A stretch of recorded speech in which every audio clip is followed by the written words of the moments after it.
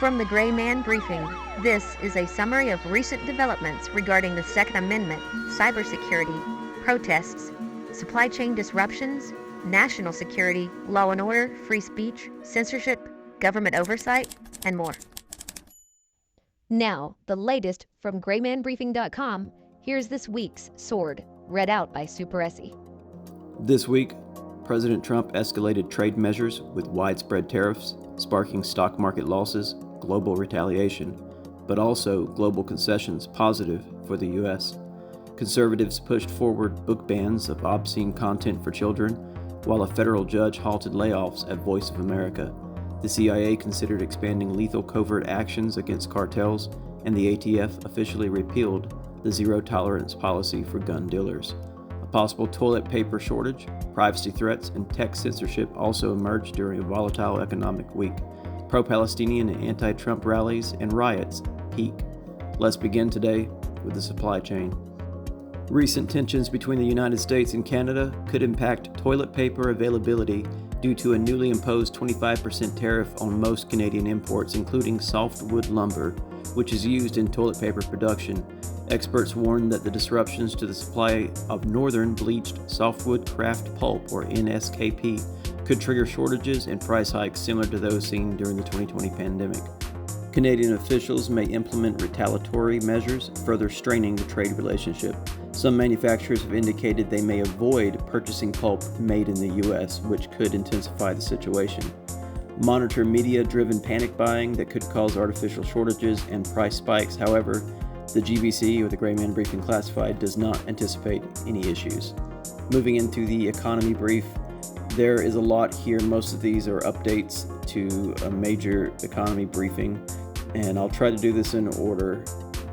Let's take a look here. On April 2nd, Trump declared Liberation Day and rolled out a 10% universal import tariff, along with targeted tariffs on countries accused of unfair trade practices.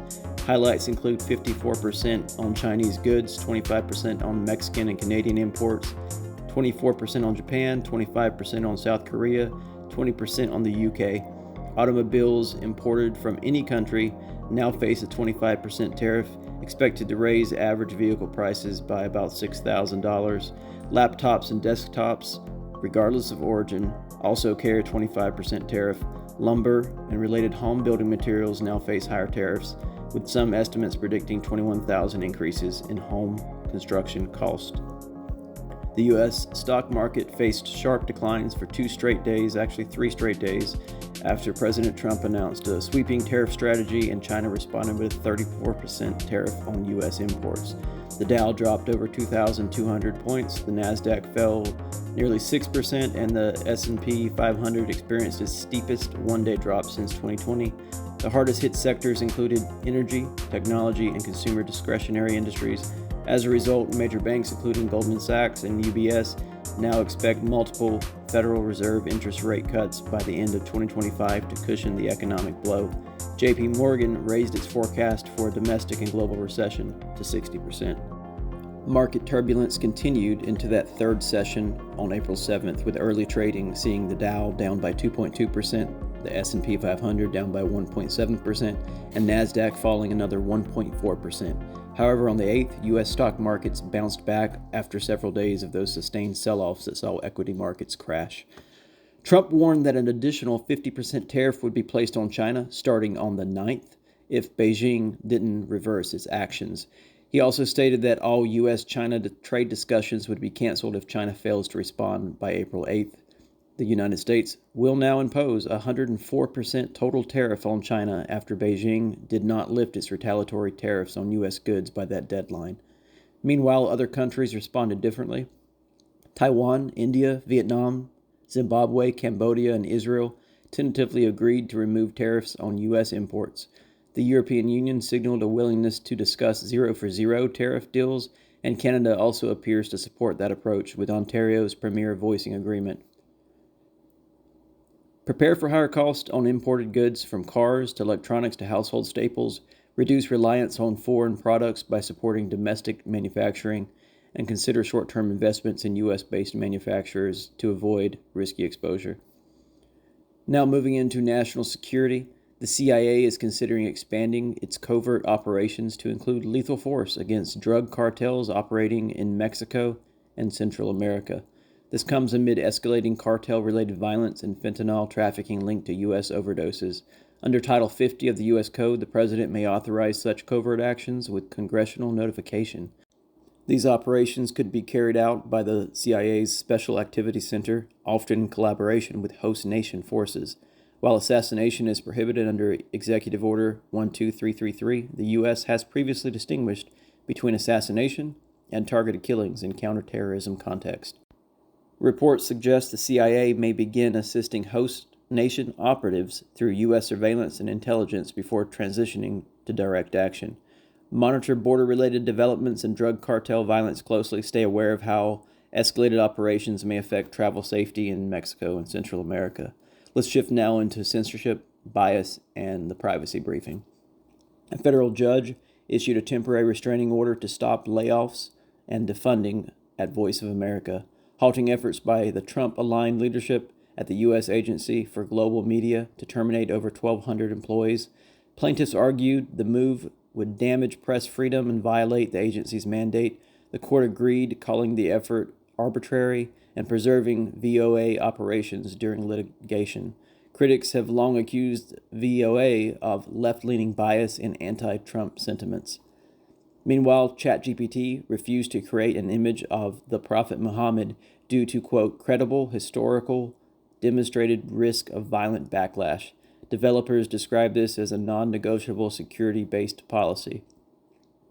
More than 100 legislative proposals across the country have been introduced by conservative groups such as Moms for Liberty and No Left Turn in Education. These proposals target books in schools and libraries featuring LGBT themes or racial discussions that are obscene, such as pornographic in nature. New laws in Texas and Idaho expand definitions of obscenity and require school boards to approve content. Opponents argue the law constitutes censorship and violates free speech rights, while those who support the bans say children should not have unfettered access to pornography. Lawsuits have been filed by civil liberties groups, and banned book clubs have sprung up in protest. Former Meta or Facebook executive Sarah Wynne Williams will testify before the Senate about allegations that Meta created censorship tools for the Chinese Communist Party and gave access to American user data. She claims Meta tried to suppress her memoir exposing these efforts, drawing national security concerns. Separately, the European Union is considering a $1 billion fine against Elon Musk's X or Twitter for alleged violations of the Digital Services Act. Regulators are investigating whether X failed to adequately monitor and moderate disinformation. Watch for increased censorship efforts among commercial entities, media, and tech. Let's shift now into the Second Amendment briefing. The Department of Justice and the ATF officially repealed the zero-tolerance policy originally introduced by the Biden administration.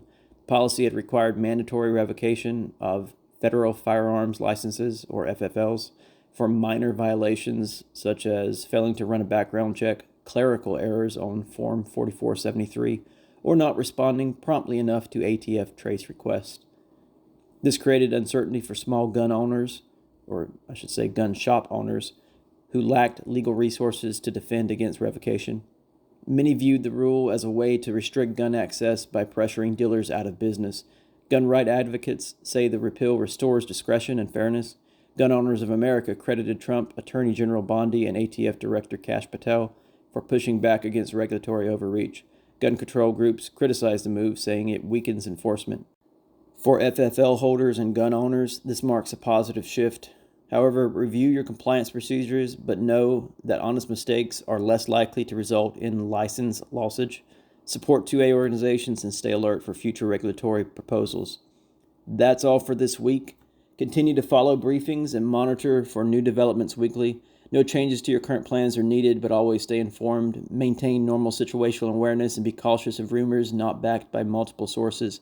For examples, there were unverified claims that Trump planned a 90-day pause on tariffs. It was spread by mainstream media. It proved to be false. And if acted upon, it could have impacted investments. So stay informed by joining the briefing at graymanbriefing.com, where this content and more, such as the recent surge of protest, are covered in detail, in real time, and with analysis. Thanks for listening, and as always, remain aware, be vigilant, and stay safe. Get unredacted, real-time briefings sent via email and through the Telegram and Signal apps by joining the Grayman Briefing.